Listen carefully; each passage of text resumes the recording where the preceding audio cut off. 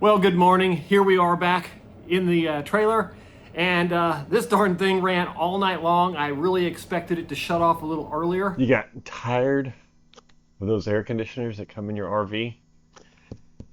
Well, this is the answer. This is a 12-volt air conditioner that fits in a 14 by 14 square in the roof. I'm going to install it today and show you guys how this works.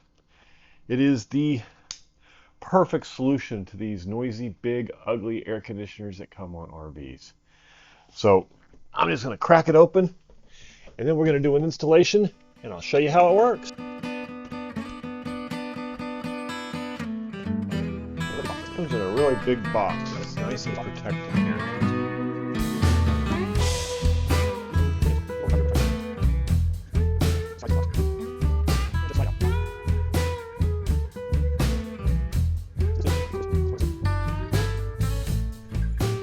This is the bottom of the unit. We'll have to figure out where and how everything fits. These are obviously the leads for the power. Here are the screws for the 14 by 14 hole that this sits into. So I'm imagining this sits down into it.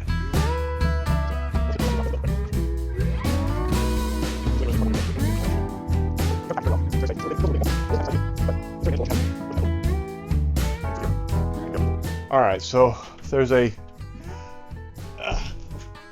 large 12-volt wire. This runs to the battery. It's nice that it's included. So that's a pretty hefty, expensive piece of hooking something like this up, is that 12-volt battery wire. And getting it the right size and being sure that it's correct. You don't have to worry about that. They've taken care of it for you. All right, so on the inside here, obviously we have a manual, some foam inserts, a frame for mounting, and this are the mounting screws, zip ties, and the bolts to hold it to the roof. And then there is the remote control and battery, and then the actual mount for the roof piece here. So this is piece one. It has the output and the control board. Foam insert. I'm sure that's for outside to seal it. And then a decorative board to cover up all the seams around it. So based on this is going to be that bad. We're basically going to mount this in the roof, seal it with this, frame it in with that, bolt it down, and connect the 12-volt battery over there. Let's get to it.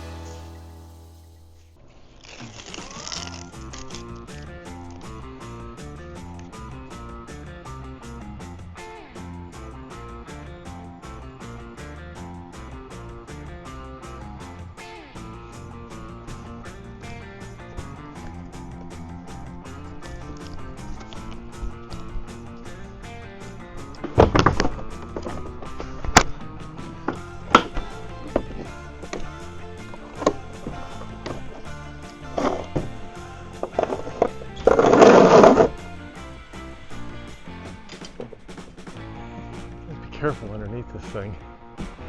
It's got a lot of breakable parts.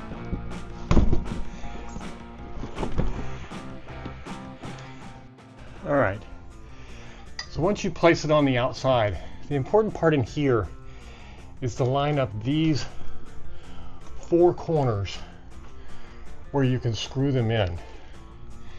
This is the part that matters the most, is that you're going to need. So in my case, it looks like, let me see if I can get away with the shortest ones. It looks like I can get away with the shortest one.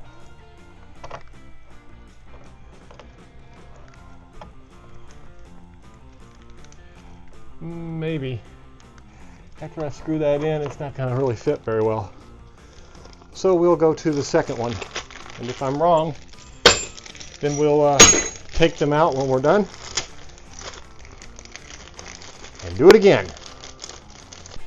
This bracket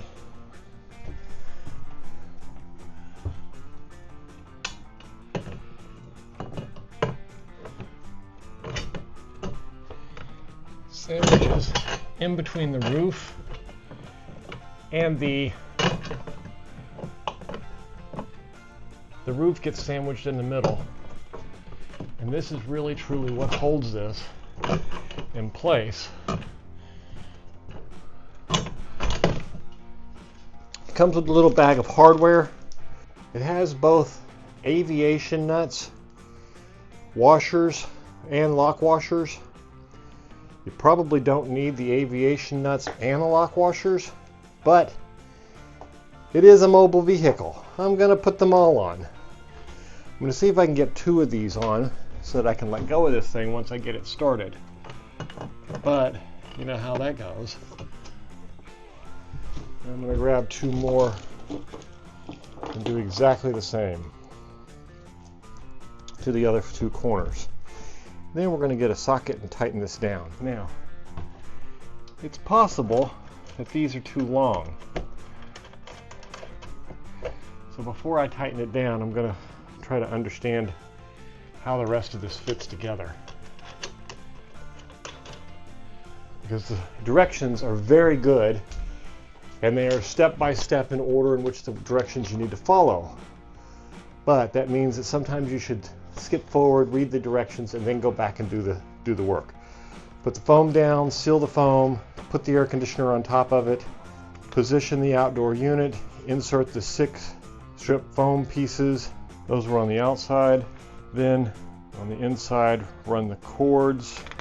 Now, we skip the cords until last because I'm going to figure out a way to go under this and down the wall, and I'm going to route it on that instead of behind the wall. But theoretically, these are your 2 battery wires, and your 2 battery wires, once connected, these are your control strip wires, these are your battery wires. Once these are connected, then they can go off into route through your RV roof, down a wall, out someplace into a bay, or wherever you keep your battery. I am going to check. These are going to be a bit too long. So here's what I'm going to attempt to do. I'm going to attempt to take them off one at a time. Just unscrew the ones that are too long, and then screw in the one that's the right size, a little shorter. We kind of suspected that when we first started this process, but I didn't know for sure that I should use the short ones. It seemed like they was probably right, but coming up short seemed like a bad idea. In hindsight, coming up long seems like a bad idea too. Therefore, the only way to do this really is to get the right ones in. That's much better. It's a perfect fit. Now, one of the things that the directions say is make sure that the bolts are properly tightened. Unfortunately, it doesn't say what properly tightened is. Like a typical air conditioner, I'm tightening them down and then turning it about 2 full turns past that. That should compress the foam partially, but not fully. You're not looking to crush it in there. You're looking to seal it in there. I'm going to give these all one more good twist here. Now, let's look at all of the covers and stuff. But before we do that, as you can see, the cover fits in right here. It's a nice tight fit. It's going to look really nice. And then the big cover goes over top of that. This is going to look very nice. Let's hook up the battery cable. This is a very, very long cable, which is nice. They've done good here. So we're going to assume that this cable is going to run out this side here. down this wall, and then we can connect the battery wherever we want with these wires. I could run it all the way up there where the 48 volt wires for the solar system is, or I could connect it right down here. I'm going to just start by connecting these two together. They provide nuts and bolts to do that. So I'm going to go get some electrical tape and we're going to connect those up. We'll use a couple of 12 volt 100 amp hour lithium batteries. We'll run two in parallel and we'll see how long the system can run on those. But we got to finish hooking it up first. Now, because I don't know where I want to mount this at, I'm going to be a little cautious about just hooking the wires up until I put the trailer back in its commercial state to where I know where it needs to be. And then we can tie down these battery wires. But these are good size, well-sized, well-adjusted wires, so we'll probably just zip tie one off onto the side over there to hold it down and go from there. Now, it would have been nice if this was some kind of connector. There's a lot of options here. Now, I understand why they didn't do it this way, because this gives them the flexibility of a bunch of different system types and things like that. I think for the price of one connector on these wires, this would have probably been a better option. Okay, those are tight. Now, in order to protect these connections, I'm going to use this electrical tape. We're just going to wrap these real good to make sure that they don't accidentally touch anything or connect to anywhere. Let's connect this board here to all the wires. Now, the nice thing about these wires is they only fit one way. The orange one connects to the orange one, the 5 port connects to the 5 port, the 6 port connects to the 6 port, and the 2 port connects to the 2 port. 4 port connection, a 2 port connection, a 6 port connection, and a little red connection. And that's all there is to it. Last but not least is the cover, and the 4 screws that go in the cover, as we know, go through the 4 pieces of the main unit that's on the roof. So this is decorative, but it just kind of wraps around like this. So you slip this back on here, like so.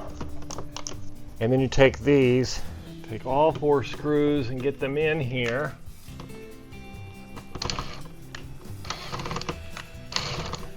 Now we have the main compartment on.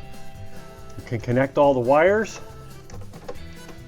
And we snap the control panel back in place. And we're ready to connect up the battery. And get this puppy running because it is hot in here. So here's what I'm going to do as a test. Is I'm going to run 2 batteries in parallel, 12 volt parallel batteries. All I'm doing is running parallel cable from here to here, here to here. I'm going to connect the positive of the air conditioner on this side, the negative on this side. That way there's somewhat of an equal drain on both sides. And then we're going to run this unit until it is empty. See how long it can run. Set at 69. Let's see what happens. Now, I will say one thing. It started, but it is quiet. It is slowly ramping up. All right, I'm back. I went outside. I checked to make sure that it was blowing air out the top that's hot, and it is. It blows it up and it sucks in the cool air from the bottom and the back. The unit here is blowing out a lot of cool air now. It feels really, really good. All right, here we are on the outside unit. As you can see, the fan is running. The air scoops in underneath the side here and through these grooves, making it very easy for it to get air, and then the air ejects out the top. And as you can see out here, it's quite quiet. It's not very noisy, and what I really, really like is the fact that it is super low profile. I mean, this thing barely sticks up any higher than the solar panels themselves. As you can see, it is quite nice looking. and the humidity is draining out of the pan right here on the do not block the drain outlet, and you can see the humidity draining out here occasionally, and this allows the unit to extract humidity from within inside. It's obviously running very well. I've noticed that it's dropped down the amperage that it was using from originally was probably about 45 to 50 amps, and that would be between 500 and 600 watts, and now it has dropped down significantly from that. Let's grab an amp meter and see if we can see how much is being pulled from both batteries at one time. All right, here we are back in the RV. As you can see, it's pulling about 38 amps right now, and this is down from where it was before. Let's say 120 watts times 4, that is 480 watts. So it's pulling about 480 watts from these batteries. It's been running for hours. It's cooling quite well. The air coming out is quite cold, but you can also see that it is starting to ramp down as the temperature in here has dropped considerably. And so it is slowly ramping down, and as I've left the door open, you can see the fan starting to pick up a little bit. And that's why I left this door open. It lets a little bit of heat in here, and that fan starts to ramp back up. This thing is running fantastically. It's working well. It's cooling good. And the important thing is that it's not only cooling good, but it's cooling good today in this massive heat that we're having here in Florida with 85% humidity and 95 or so degrees outside. It is, and it's keeping up in here. And the insulation in this trailer is only this thin insulation here. So it is really doing well, keeping up with everything. Well, good morning. Here we are back in the trailer, and this darn thing ran all night long. I really expected it to shut off a little earlier. It is 9:30 in the morning. It is still pumping out really good cold air. It seems that it cycles really well once it gets down to temperature in here, so it has really had no problem whatsoever. It's at about 21% of the battery still left, and so I think this is a very, very successful run. 13 and a half hours with 21% of the battery still left is very successful. I've been using a 12 volt, 200 amp hours, two barrel batteries parallel together. So I'm gonna order me a eco-worthy 314 amp hour battery for this thing, and that way I can go to events and fairs and run it all day long without worrying about having air conditioner. And as you can see, I cranked it up and then down a little bit, and now it is pumping out the air and it is cold, so I'm gonna move away from those vents. You guys have a good one. Thank you for watching, and if this is something you're interested in, I will put a link in the description down below and answer any questions. Put them in the comments. I'll be glad to take care of them. If I've got any discount codes or anything like that, I'll include that also. Thank you for watching. Make sure you subscribe so you don't miss any content coming forward. We'll see you on the next one.